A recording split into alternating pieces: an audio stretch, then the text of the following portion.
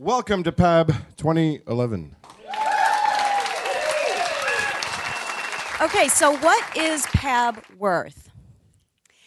Whether you've been a lifer at PAB, whether you've been here just one or two times, or whether this is your first time ever at PAB, I promise you, you are in for a big treat this weekend. I want to share with you a little bit of my history, a little bit of what other people have gotten out of PAB, and then I've got a challenge for you today. So in January of 2010, I started my first ever podcast. It was called Etiquette Bitch, and thank you. I had one listener who's here today, and I started my first ever podcast. It was a podcast about modern manners, and in June of 2010, I attended my very first PAB. I applied to be a speaker here, figuring that, they don't know me, I don't know what this conference is, there's no way they'll pick me, and they did. And I came, and then in September of 2010, my podcast was dead and gone. Now, was that a direct result of PAB?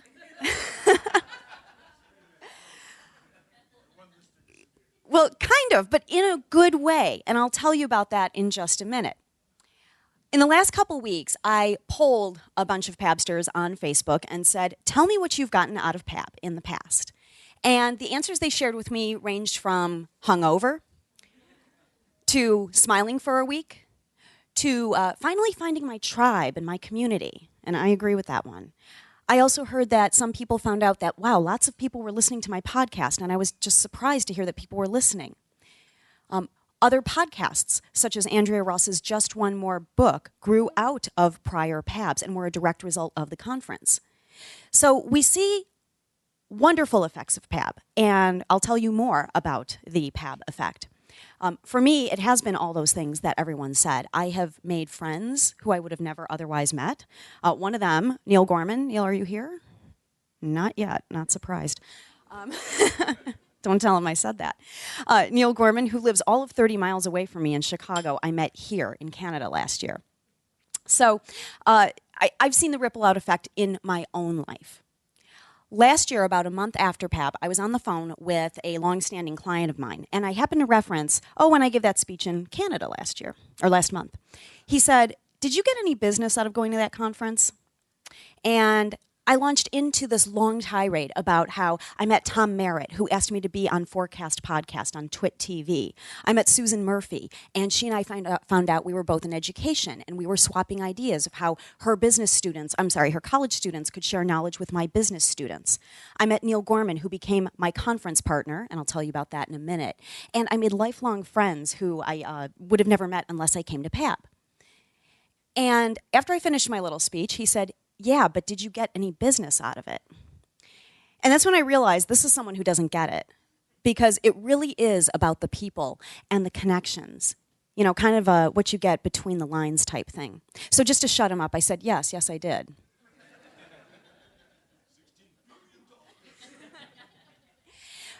So here was my greatest takeaway from PAB, something I could have never foreseen, something I didn't plan, something that has had an amazing effect on my life.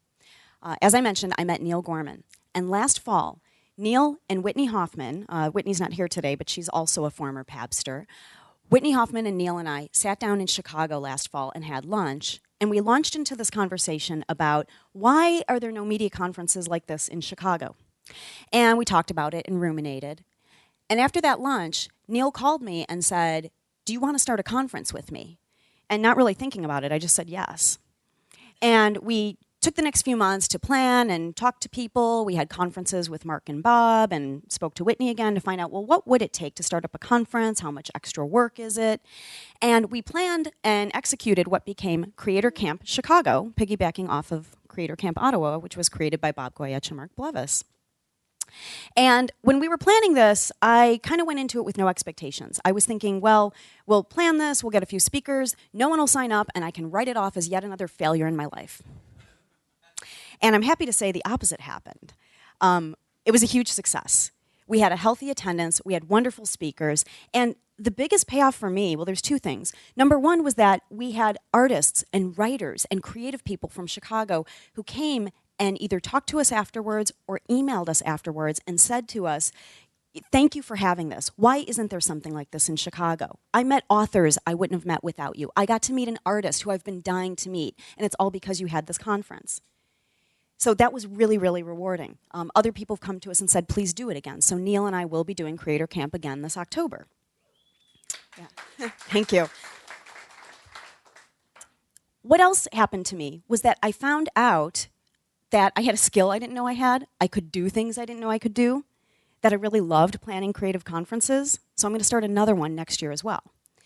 And all these skills and like learning about myself and the friendship I have with Neil, there's no way I would have gotten that unless I came here last year. So that's been my PAB effect. So here's my challenge to you for this weekend. 5 parts. Write them down if you need to remember them. Number 1, have fun. Shouldn't be too hard.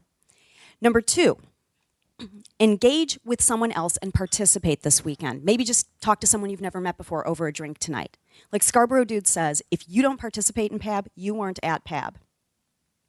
Number 3, as you're listening to these talks and these sessions today and tomorrow, notice what you notice.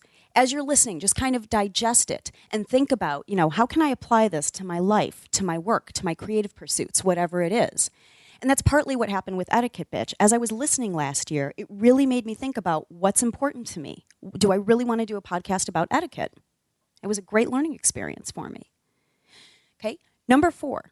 Notice what you notice throughout the next year. See if there is a PAB effect on your life. Are you staying in touch with someone? Are you executing a good idea? Are you applying something new to your media, your blog, your website, your podcast, whatever?